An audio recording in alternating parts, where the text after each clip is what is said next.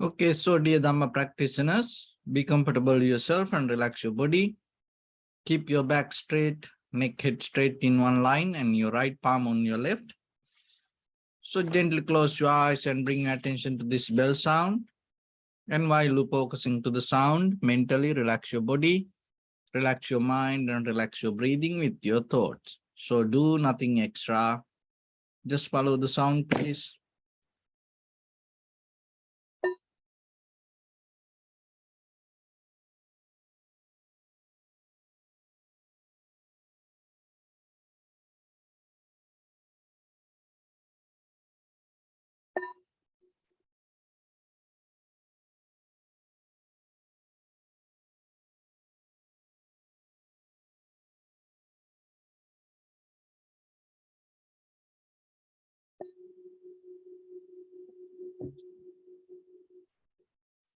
Namo tassa bhagavato arahato samma sambuddhassa. Namo tassa bhagavato arahato samma sambuddhassa. Namo tassa bhagavato arahato samma sambuddhassa. Homage to the Blessed One, the Exalted One, the fully enlightened One. So, dear Dhamma practitioners, before we start our practice session, as usual, we'll take few minutes for ourselves to clarify how this practice will going to bring the clarity. Because when you know yourself, the path you work and how it worked for you, and when it become more clear for you, it brings the deeper confidence to practice. Otherwise, sometimes a lot of people on the way, they give up practice because the unclarity happens within themselves, make them kind of like tired.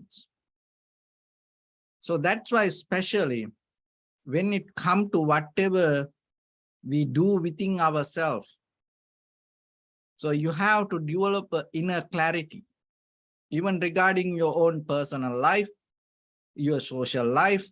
You interfere with things, that anything, when you become very clear with that, it makes it more easy. That doesn't mean that the outside things going to change. No, even the outside things become so harder. You are capable to go through this because you know what this is and how it works for you. So like that, when it comes to meditation, it is your responsibility to gain that clarity to yourself, rather than just keep closing your eyes or just believing something or following something. In a certain level, you have to challenge for your own understanding or own practice. Challenge means only practice point of view to gain the clarity. Remember that. So when we go to the when it comes to meditation nowadays, there are a lot of people come to meditation, look for happiness and satisfaction. In our ordinary life, we from morning to night, we do a lot of activities, bodily, verbally, mentally activities, look for that happiness and satisfaction. And through the meditation also, people look for that. But if you look during Buddha's time, that's mean especially in early Buddhism, in the very first 20 years during Buddha's time, there was no people came to Buddhism, or they didn't come to Buddha to look for happiness. They never look for that. It's mostly this idea came like this looking for happiness. People start to practice meditation. It's kind of like now it's like 200 years old. Before that, the people used to practice meditation to gain the wisdom, clarity, understanding. See the difference. And we look for the happiness and satisfaction, but before that, it had the deeper way of understanding. Regarding what? Regarding our experience, regarding our environment, regarding outside world. So that two different ways. You can go into world to find the happiness and satisfaction. You can go into the world to understand it. When you understand something, there's another way of joy and satisfaction going to be there. But most of time today, as happiness, what we mean, these sensual pleasures with our eye, ear, nose, tongue, body, mind. You know, when you watch a movie, or when you see some nice things, when you hear good music, you feel joy, you feel that the pleasure. And when you eat something, when you smell something, when you feel something, you have the pleasure. That pleasure come out of the senses. So there is a happiness also with that. There's nothing wrong that as ordinary people, we need that. But the thing is that whatever the pleasure, that happiness is just a surface level of ordinary satisfaction brings to us. So today, when it comes to the most of people, if the when the people say, oh, I have a good life, or maybe sometimes people can say, I had a good time, not about the life, forget about life. I had a good time. What does that mean sometimes? That means, oh, maybe he used to watch that whatever he liked, he heard that whatever the music or the whatever he liked, and the smell and the good food, maybe the people, whatever that whoever they like. So like that, when you say I had a good time, it's all based with the feelings. So out of the feelings you gain the pleasure. But the pleasure is not going to be there.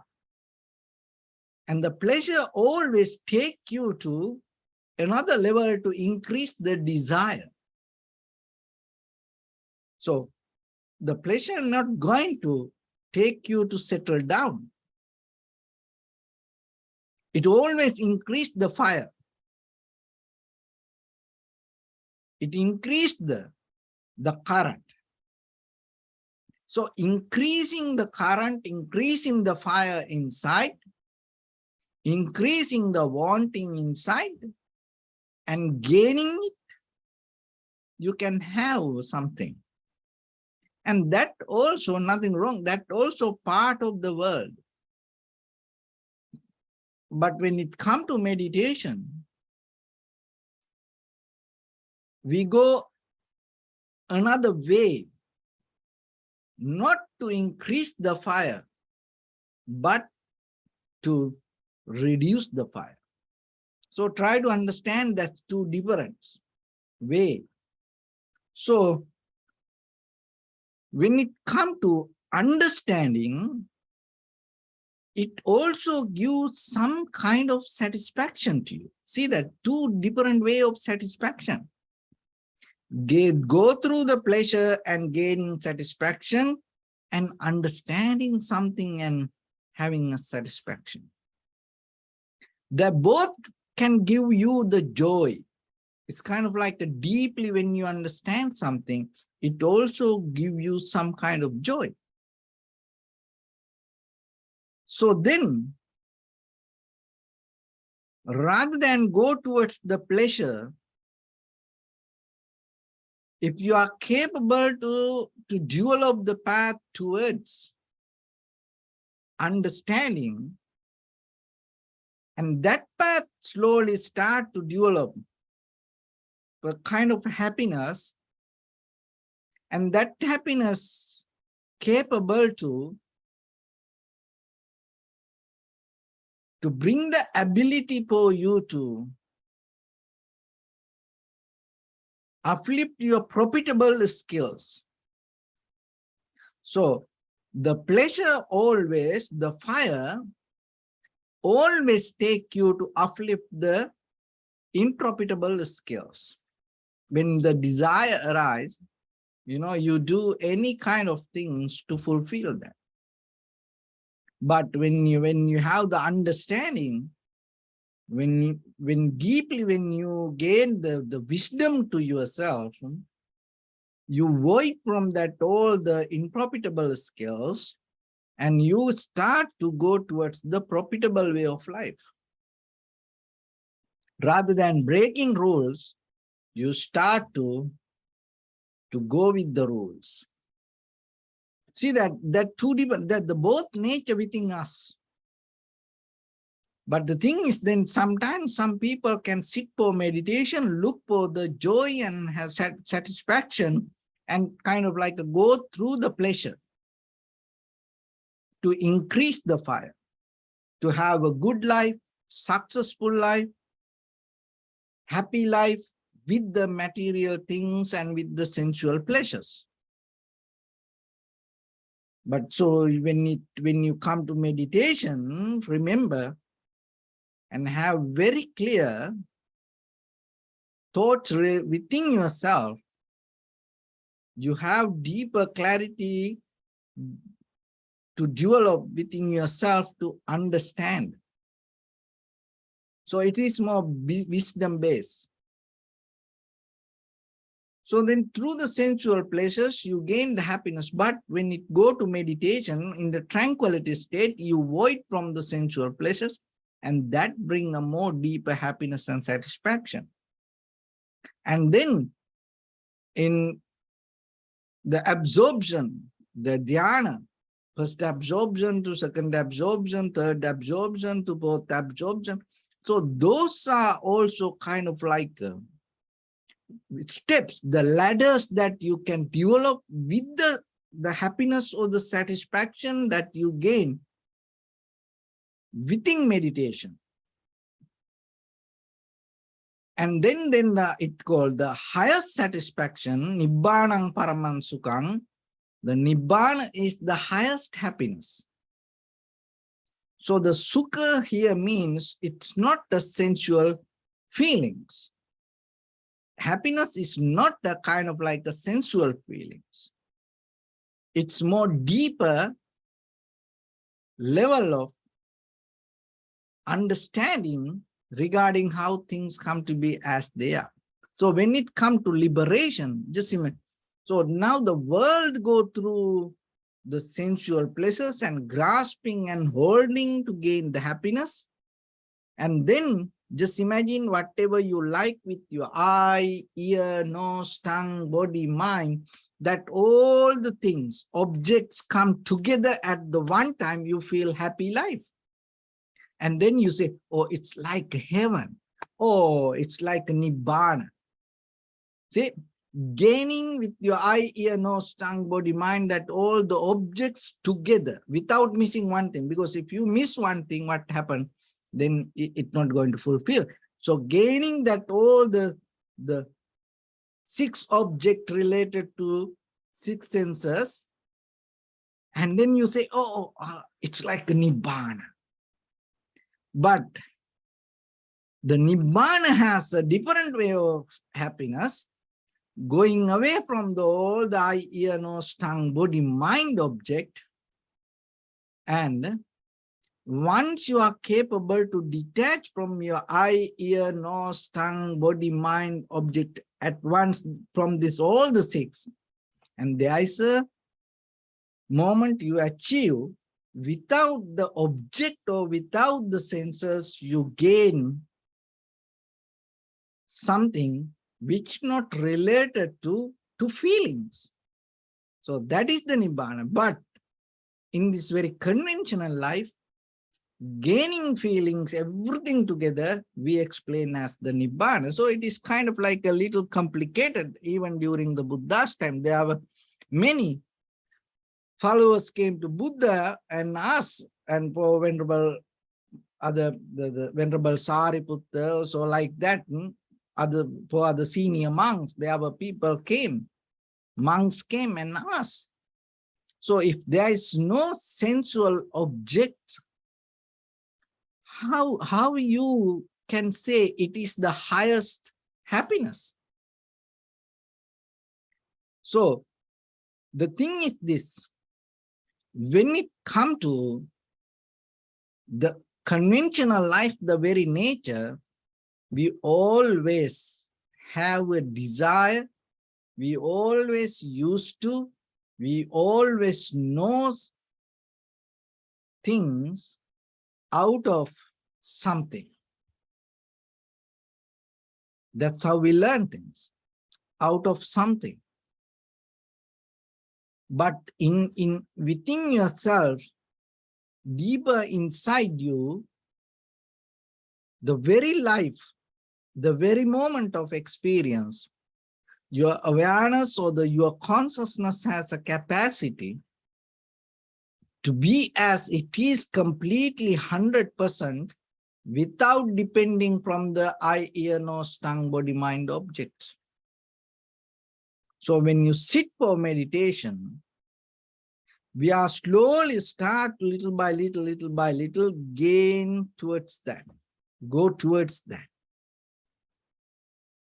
So then understand that the very nature, and then it's not only the sitting then.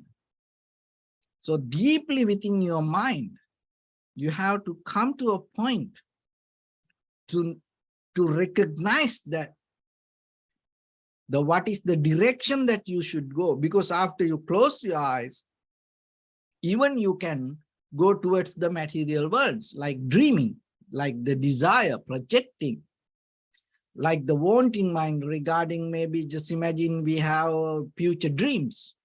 See that you don't have yet, but still in your mind, you have that imagination. So it told you. So then when it comes to meditation, be very clear not to follow any kind of imagination. And not to follow any kind of wanting.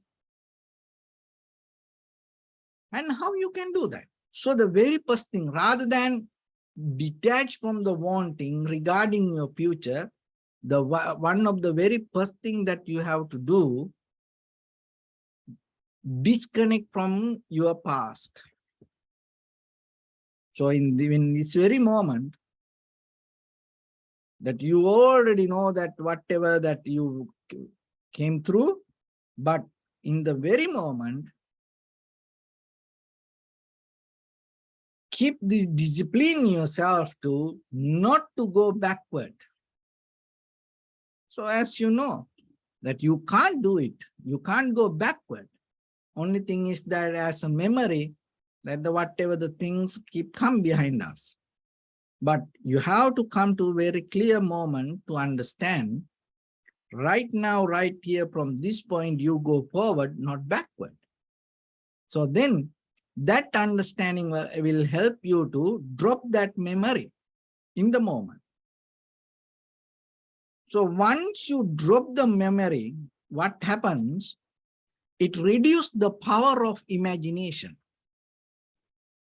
So now you have to remember this projecting, like when you project toward the future, the current, the very electricity developed by your previous thoughts.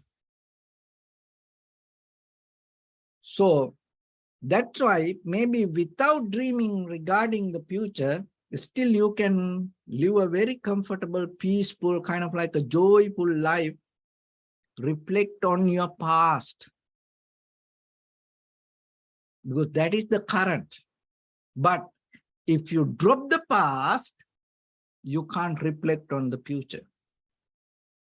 There is no desire, there is no taste, there is no wanting regarding the future, because the current, the very strength, the very power bring from the past. So that's why when it comes to meditation, when it comes to sitting, so first try to drop the past. How? Knowingly. It is not by wishing, it is not by thinking, it is not by chanting, it's not by asking. You take a very conscious decision, it is past. And so settle down in here. You have this moment and be in that very moment. And then you will see in the beginning, maybe you can't recognize, but by the time what happens, your mind doesn't jump forward. So that is the way to go. That's how you develop the ladder. Go with the inside happiness and satisfaction. So then remember, when it comes to meditation, it is not, don't look the happiness and satisfaction with this outside world, but it is deeper yourself to gain the understanding and the clarity. So when you sit for that, don't look anything out of your meditation. So then in the moment you come to the point to observe and recognize. So that is the very key point you need to develop understanding, recognition. So once you have that tool, you can work with anything in life. But just imagine when there is no recognition, clear recognition, what will happen? Even things in front of you, even the Buddha appear to in front of you, if you can't recognize, what will happen? You miss the opportunity. Even just imagine the material world. You have the money in front of you. Forget about the money, because most of people can understand. How about the gold? How about gems? How about diamond?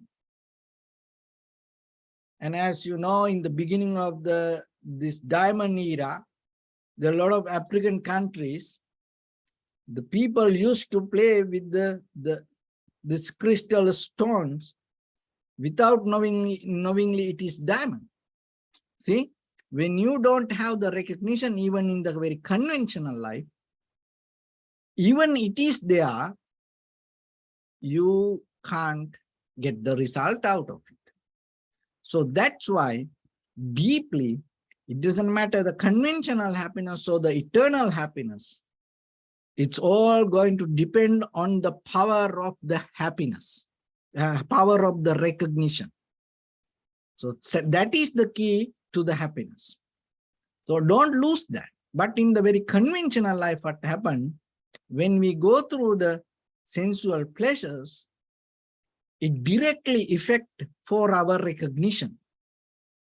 It's kind of like a throwing the dust towards our eyes. We get lost in this kind of like a artificial world. So then you can't recognize things. But practicing meditation will clear that deeper inside you and will bring the recognition. So understand that when people look for the happiness and satisfaction, which path you should go and how it works, what is the key point for the happiness and satisfaction. So always when you practice within yourself and detach from the past and just try to follow the moment of experience, and that will, by the time, that will reduce the power of projecting mind or the imagination. So that brings the total clarity. And in the certain level, you will get into the tranquility state And from that tranquility state, you can develop the absorption, or you can right there, you can see the wisdom. So somehow in the deeper level, within that wisdom, you gain the ultimate bliss of happiness or the satisfaction or the nibbana. So go towards that higher level. But that doesn't mean these outside things, no need for us. So let it be there. If it is there, you appreciate it. You be with it. But always your journey, you keep towards inside you, not the outside. So with that, let's get into practice a little bit now. So as you heard, then try to apply it to your practice and see how yourself can go deeper inside you and touch that happiness and satisfaction. So bring attention to your body and scan head to toes yourself and say Supatveva, or may I be well and happy 3 times.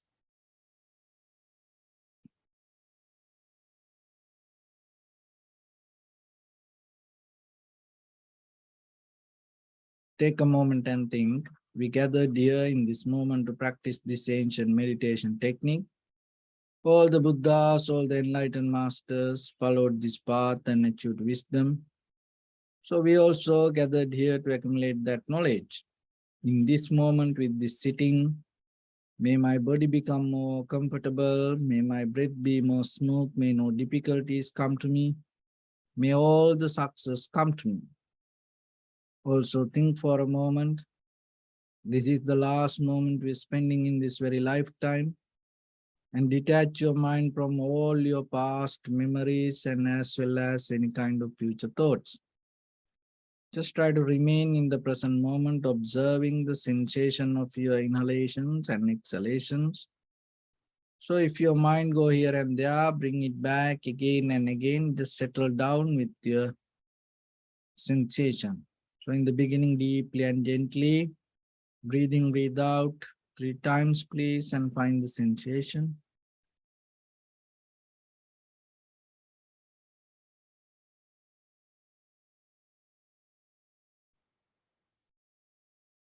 And allow your inhalations, exhalations happen itself. And when it happens, just recognize it, do nothing extra.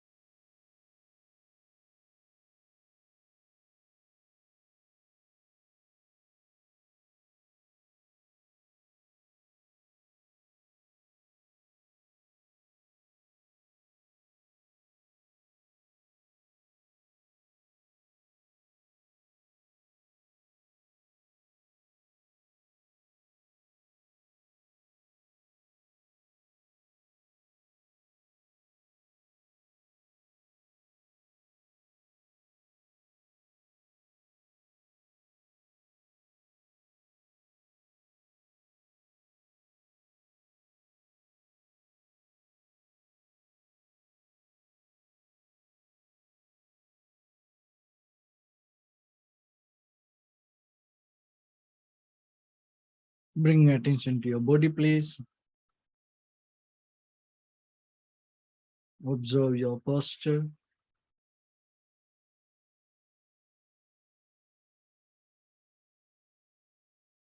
We cultivate loving kindness and compassion in our heart and radiate it as a light through entire your compound, village, city, state, country, world, around this universe. Also, as far as you can, through galaxies, other planets, stars. Reminding yourself like this. With clear intention, mentally repeat after me.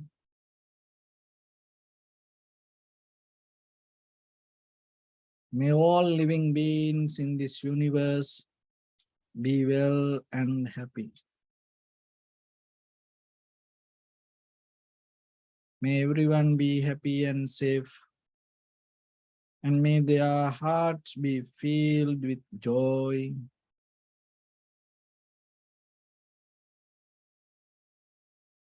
May all living beings live in security and in peace.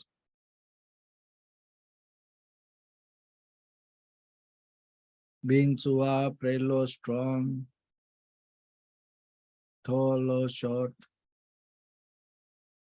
big or small, visible or not visible, near or far away.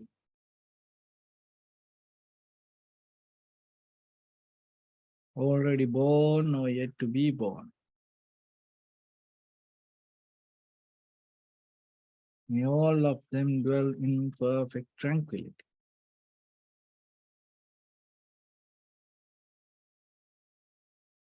Let no one do harm to anyone.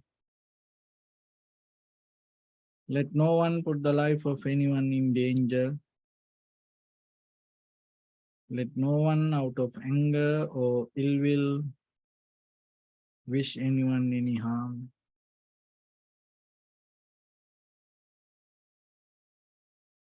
Expand the loving kindness and compassion beginning from your heart forward.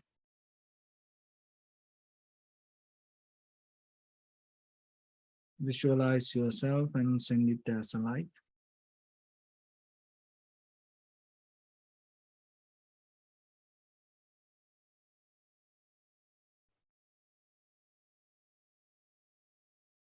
To your backside.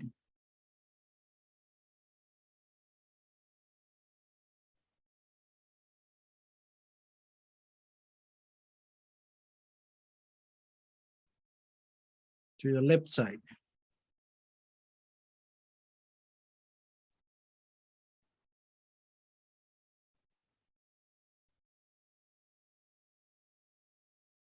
And to your right side.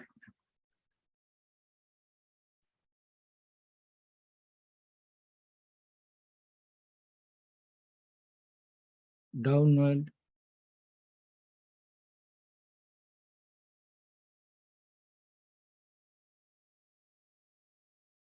And upward.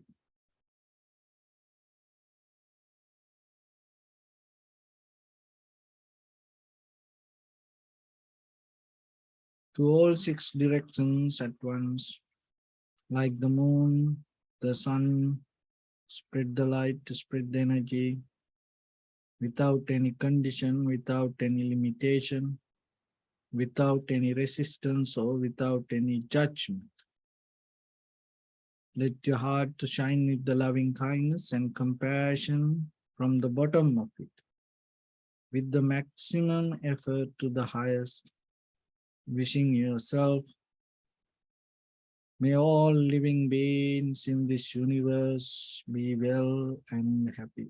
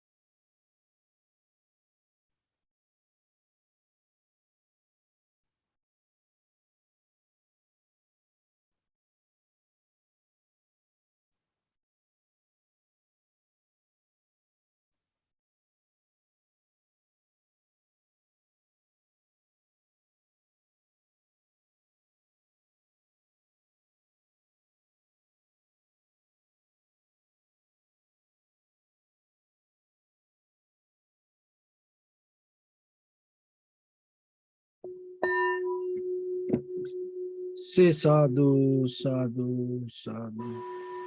So first of all, we offer this practice to the great qualities of the Buddha, Dhamma and the Sangha. And also by the power of this meritorious deed, may all of us attain to the supreme bliss of Nibbana. May all your guardian angels and deities will receive these merits and increase their longevity and protect all of you from any kind of planetary influences or any ill effects. Ettavata ca ammehi sampadam punya sampadam sabbe deva anumodantu sabba sampatti siddhya sabbe bhuta anumodantu sabba sampatti siddhya sabbe satta anumodantu sabba sampatti siddhya Imaya dhammanu dhamma patipattiya buddhang pujemi dhammang pujemi sanghang pujemi Addaya imaya patipattiya jati jara vyadi maranam ha paribunjissami Idamme punya kammang asavakkaya vahan hotu sabba dukkha pamuncatu. Bless you.